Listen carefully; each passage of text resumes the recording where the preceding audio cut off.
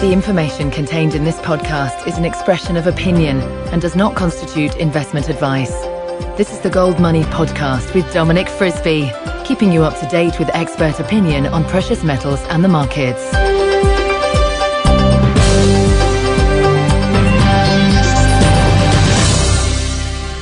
Hello and welcome to the Gold Money Podcast, hosted in association with Frisby's Bulls and Bears, with me, Dominic Frisby. It's my pleasure on today's programme to be talking to Jack England. Jack is the author of a new book. It's called Sword of Marathon, and it's a libertarian action-adventure novel that takes place in ancient Europe around the time, I should say ancient Greece, around the time of the Battle of Marathon. Now, Jack England is, of course, the nom de plume for our very own Andy Duncan. Andy, you've written this book. It's great to be interviewing my fellow interviewer. Welcome to the show. Why don't we start by, why don't you tell us, give us a bit of background to Sword of Marathon. How did it happen? Why did you do it? Well, first of all, it's very strange to be on the other end of a conversation rather than one asking the questions. The background is that we see a lot of Austrian economics, big, heavy, thick books, and they're quite inaccessible to get into for most people. So I thought what I could do is I could write some kind of much more of an entertainment thing to help draw people into the ideas of sound money and liberty and all those kinds of things. And I've always been a huge Patrick O'Brian fan with the Master and Commander series and so on, and also Lord of the Rings with Tolkien. And of course, those two guys aren't around anymore to write any more novels for me to read. And also the Flashman novels by George MacDonald Fraser. George MacDonald Fraser's not around anymore. So I thought, well, what I'll do is I'll write a kind of combination myself to entertain myself. So there's a lot of Flashman in there. There's a lot of rude behaviour with young ladies. The hero of the book is actually a character from Northern Europe who's involved in the amber trade. And he comes down to Greece and he's tall and he's muscular and he's a rower. And all these ladies in Greece just are all over him. So we've got a lot of Flashman action going on there. He's also been trained in a kind of pre-Viking Gothic war band, so he knows everything about weaponry.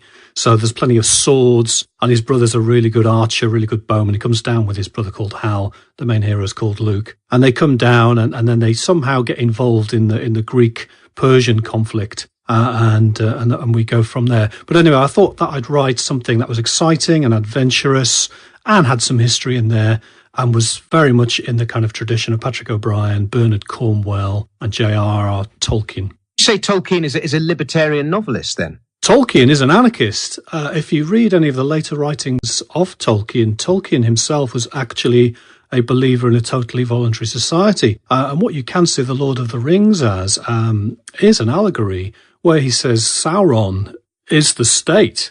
The ring is the ring of power of the state.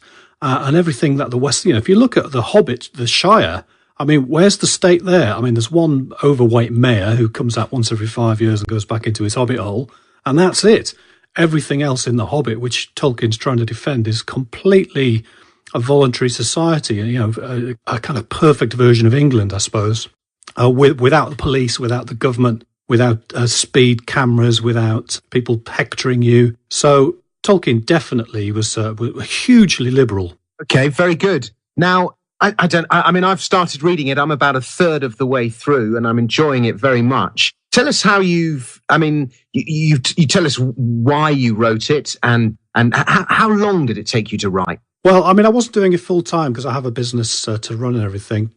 It took me about, I'd say, 18 months to write the first draft. If I'd been doing that full time, it probably would have taken between 3 to 4 months to write the first draft. Then the second draft again took probably another 12 months. But if I'd been doing it full time, it would have taken another 3 months or so. So if we use kind of full time frames, 6 months, 7 months or whatever, but actually in reality, in real time, probably about 2.5 years. So you're doing it to spread the libertarian word through the medium of action and adventure. I think this is going to turn a lot of people on. It's got, as I say, swords, fighting, beautiful women. Oh, fantastic, beautiful women. I actually enjoy rereading the novel. Isn't that vanity to be...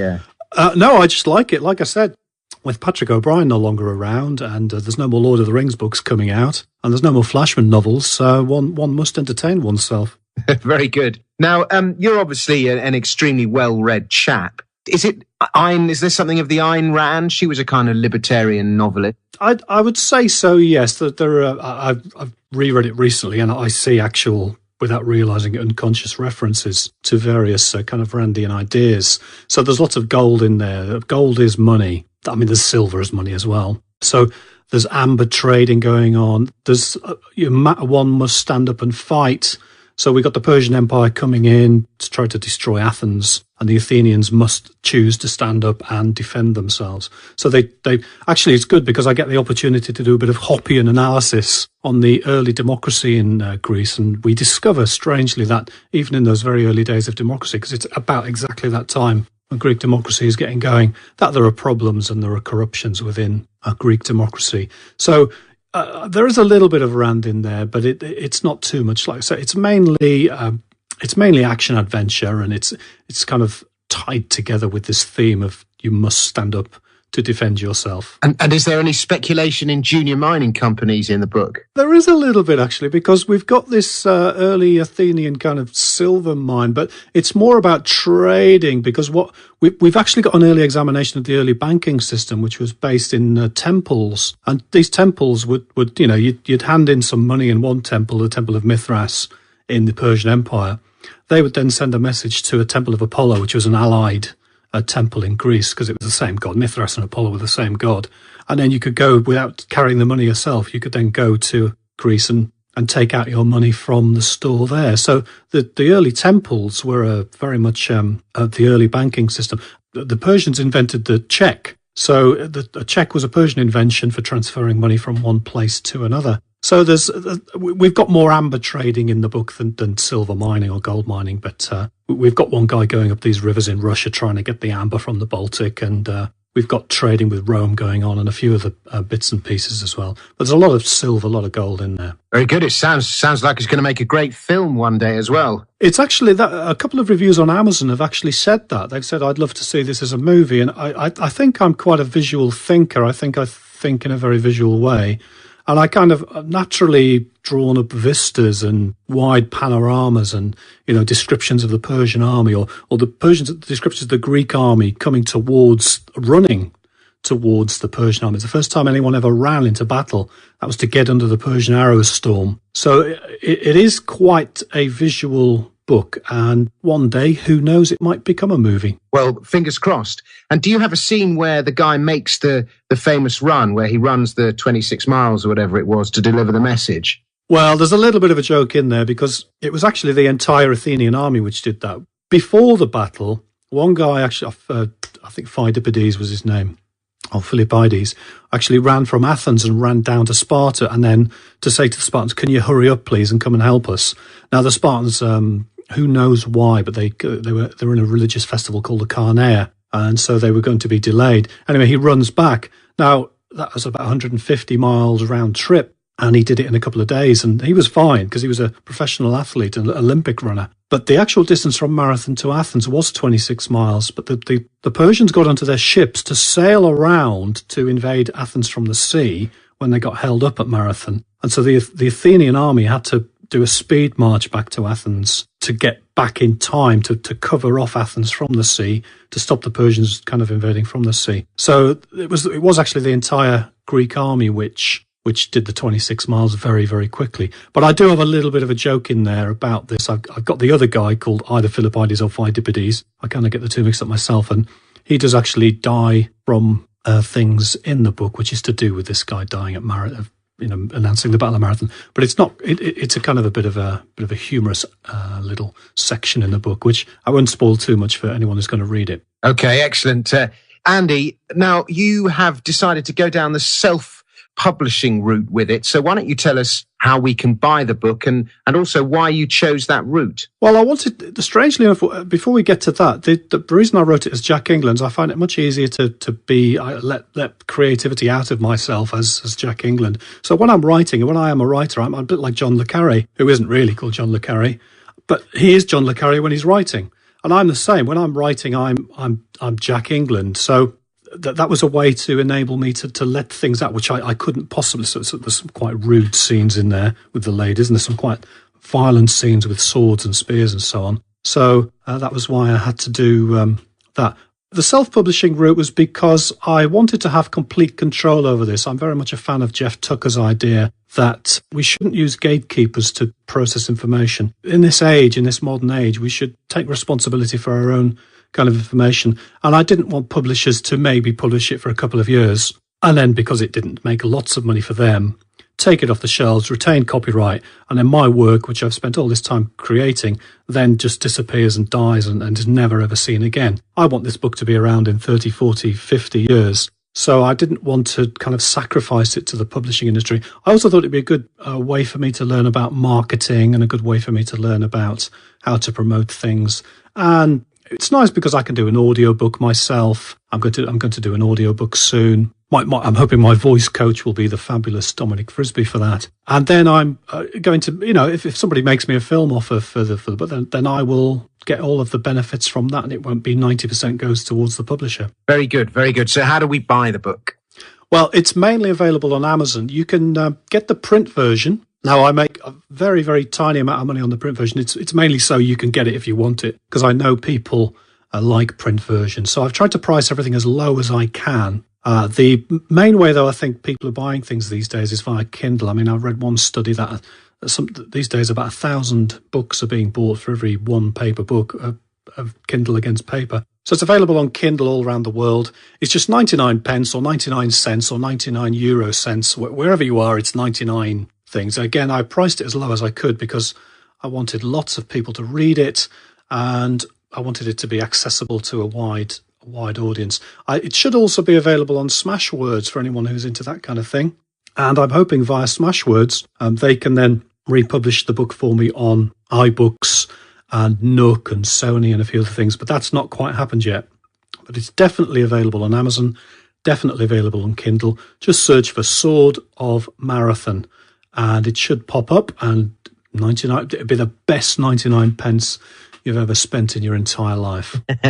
Very good. It's the cost of 2 Mars bars. That's it. And what we'll do, folks, as well, is we'll put out a link on the homepage of the site. Well, Andy, what else can I say? I would like to just say I've been listening to some of your interviews, and it's great to have you on board with Gold Money. You're doing a fantastic job. You've had some really interesting guests on the show, and you've been asking them really good questions and putting really good podcasts together. I think, the little Gold Money podcast unit, we've got 3 great people working on it now. I include myself in that. And I think, we are well placed in the libertarian podcast field. I think we are fast becoming the premier libertarian podcast team. Well, it's great. I mean, I've had the opportunity to speak to Ron Paul and speak to you, of course, and lots of other fantastic people. So I'm really enjoying it at the moment. We're getting very incestuous, me interviewing Alistair and then you interviewing me. I think Alistair has to interview you, and then we'll have the entire triplet all kind of sorted out. The threesome will be complete. Yeah. Andy Duncan, it's been a pleasure talking to you, and welcome once again. And the book is Sword of Marathon, and the author is Andy's alter ego, Jack England. It's available on Amazon. Andy Duncan, thank you very much. Thanks for having me on. Subscribe to the Gold Money newsletter at www.goldmoney.com to receive email updates on new articles, videos, and iTunes podcasts from our Gold Research section.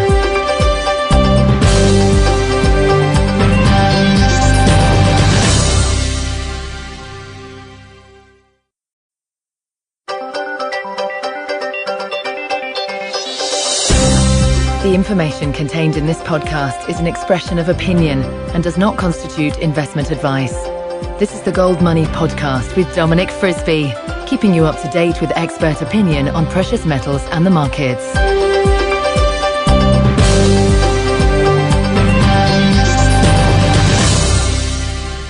Hello and welcome to the Gold Money Podcast, hosted in association with Frisby's Bulls of Sound Money and Liberty and all those kinds of things. And I've always been a huge Patrick O'Brian fan with the Master and Commander series and so on, and also Lord of the Rings with Tolkien. And of course, those 2 guys aren't around anymore to write any more novels for me to read. And also the Flashman novels by George MacDonald Fraser. George MacDonald Fraser's not around anymore. So I thought, well, what I'll do is I'll write a kind of combination myself to entertain myself. So there's a lot of flashman in there. There's a lot of rude behaviour with young ladies. The hero of the book is actually and Bears with me, Dominic Frisby. It's my pleasure on today's programme to be talking to Jack England. Jack is the author of a new book. It's called Sword of Marathon, and it's a libertarian action-adventure novel that takes place in ancient Europe around the time, I should say ancient Greece, around the time of the Battle of Marathon. Now, Jack England is, of course, the nom de plume for our very own Andy Duncan. Andy, you've written this book. It's great to be interviewing my fellow interviewer. Welcome to the show. Why don't we start by, why don't you tell us, give us a bit of background to Sword of Marathon. How did it happen? Why did you do it? Well, first of all, it's very strange to be on the other end of a conversation rather than one asking the questions. The background is that we see a lot of Austrian economics, big, heavy, thick books, and they're quite inaccessible to get into for most people. So I thought what I could do is I could write some kind of much more of an entertainment thing to help draw people into the ideas of a character from Northern Europe who's involved in the amber trade, and he comes down to Greece, and he's tall, and he's muscular, and he's a rower, and all these ladies in Greece just are all over him. So we've got a lot of flashman action going on there. He's also been trained in a kind of pre-Viking Gothic war band, so he knows everything about weaponry. So there's plenty of swords, and his brother's a really good archer, really good bowman. He comes down with his brother called Hal. The main hero is called Luke. And they come down, and then they somehow get involved in the Greek-Persian conflict.